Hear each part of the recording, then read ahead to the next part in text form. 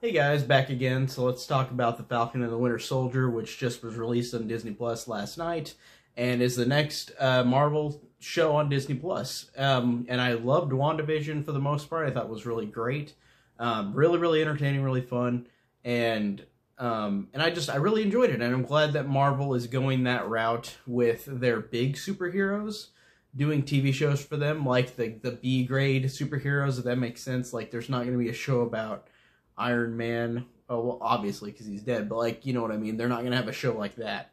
They're going to have a show for more B-grade heroes, which the heroes are still great, even though they're B-grade. This is not like a negative to them, but like characters like Wanda and Vision, Bucky, all these characters are characters that are great characters, but they're just not going to get their own movie for them. And I'm fine with that, because I really liked WandaVision. I thought it was great. And I'm excited for more shows like Loki. I'm really excited for She-Hulk. Like, all these new ones that they're announcing. And they announced, like a million of them. So, this year, I think alone, we're going to get a Marvel show almost every single week. Or Marvel episode of a show every single week this whole year. 2021. Which is a really cool thing, even though I feel like a lot of people are going to get worn out. But I don't think I will really. I can still watch these even if I'm a little worn out of them. I can still be entertained. And I really love this franchise, and I've seen the movie so many times. I haven't watched all of the shows yet that were on ABC or Netflix. I'm currently trying to finish Agents of S.H.I.E.L.D. because I just, throughout the years, have watched it and then stopped and then watched it and stopped. So I'm on season 4, and I'm going to just get through it, and I'm enjoying it. But I haven't seen all of the seasons of each Netflix show. I've at least seen the first season or second season of all the other ones, like Daredevil, Jessica Jones, Luke Cage, Iron Fist, Defenders. I've seen at least the first couple seasons. So I really am just going to do like a catch-me-up on these, because, like I said, this has really gained my kind of love for those shows. Or not love, because I've liked the Marvel shows, but I never felt the same like the movies. Like, I never immediately was invested in every single one of them. There are some that I really loved, like Jessica Jones and Daredevil and Iron Fist. Like, those are awesome. Or not Iron Fist, Luke Cage. I didn't really care for Iron Fist that much. But those ones, I did get invested, but just at the end of the series, of each series, I just didn't really, again, it's weird, I just kind of stopped. I kind of had like a weird crisis with like these shows where like I was like, I'm gonna watch movies, so I kind of just pushed away the shows. So I'm trying to catch up and right the wrongs of the shows that I have not finished, especially Marvel, because I love the universe. So like I said, this one starting out episode 1, and this is gonna be spoilers for Falcon and the Winter Soldier. I really dug it. I thought it was pretty cool. It's an episode that's not really, it's so weird watching the difference between this and WandaVision, which is totally fine, because Marvel, the movies always do this, where they are palate cleansers, where, say, Infinity War comes out, then Ant-Man and the Wasp comes out after that, because you need a palate cleanser. WandaVision at first was really fun and happy and chippy, and as it went along, it got more dire. And this one starts out pretty bittersweet, and I like that. I like the fact that it has Sam Wilson coming to terms with Captain America, and they don't ever say if he's dead or not. You just saw him as an old man at the end of Endgame. You never fully say it. I think they're implying that he's dead, but they never outright say it.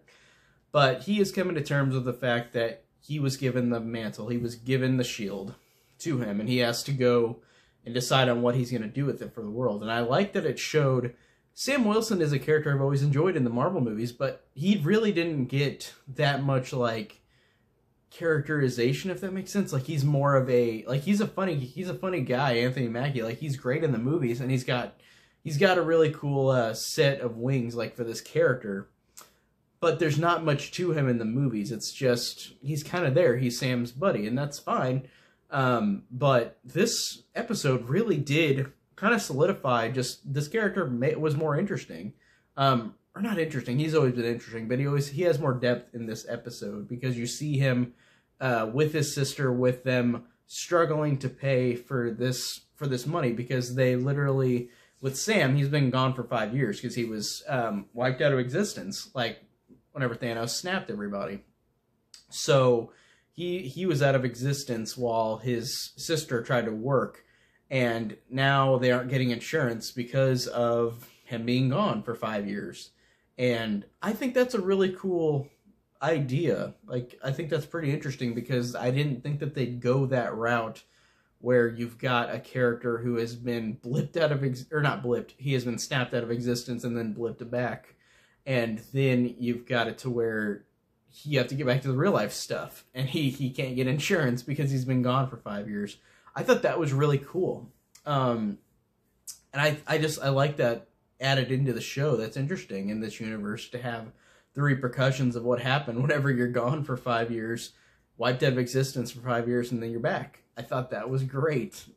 Really interesting. And I like the sister, too. I thought they did a good job with both him and his sister. I am blanking on her name, but I'll know it probably next episode, because if I see her more. But this is only the first episode, so his sister, whatever her name is, she was great, too. And I like that they both, like, it gave Sam a little bit more depth with just showing he had this family that he kind of left behind. And going back to it after he's been gone for 5 years, and the repercussions of that, I think was good, and I thought that was well done. So I really liked what they did with Sam Wilson. I thought that was great. And I liked how the episode started out immediate action. Like, it felt like you were watching an actual Marvel movie. The budget in this is really big, I'm assuming, because WandaVision had the same kind of budget where it looked like theatrical, like a real movie, and it didn't feel like Agents of S.H.I.E.L.D., where, like, there were some moments in that show that I've seen so far that really the CG wasn't that great. But that was an ABC Family budget. It wasn't a Marvel Studios budget. But I like the fact that it starts out with the action sequence and how Sam is going up against all these enemies. I think that's really cool. And I just thought that was entertaining. And I like the fact that all these guys jump out and have those squirrel suits, and like he goes down in his wings and just starts trying to get to him there. I thought that was a cool action sequence, and it worked. And like I said, it was cool how it looked theatrical whenever it started out. So I liked everything with Sam Wilson.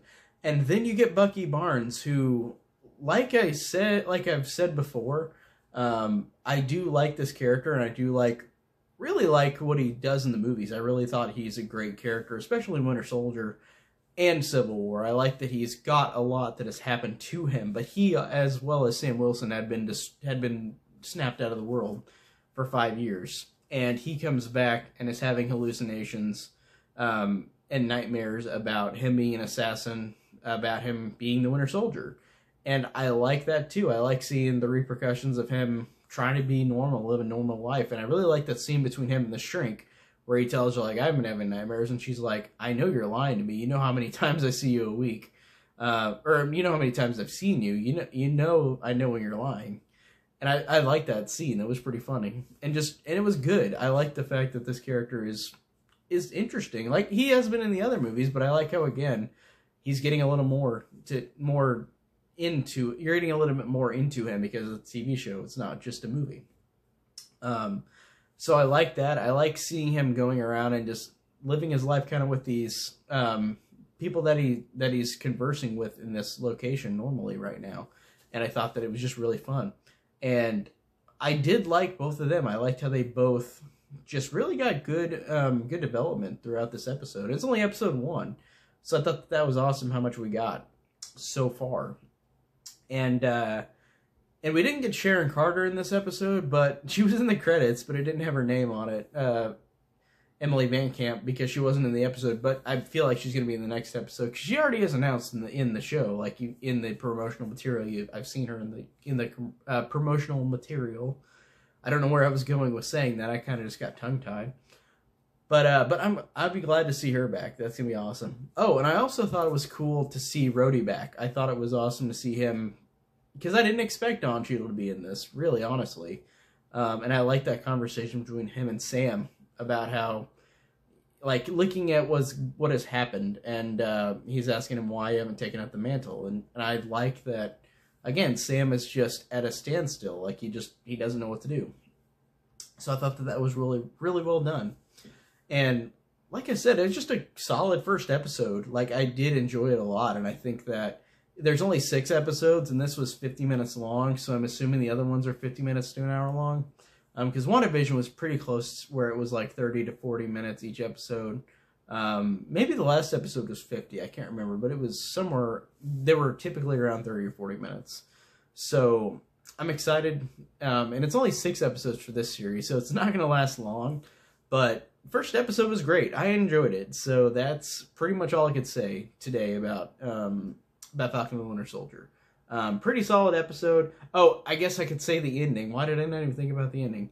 I don't understand where this is going to go, but it ends with Sam watching on TV saying, like, there's a new Captain America, and this random guy pops out in a Captain America outfit, and then Sam looks sad because he didn't decide.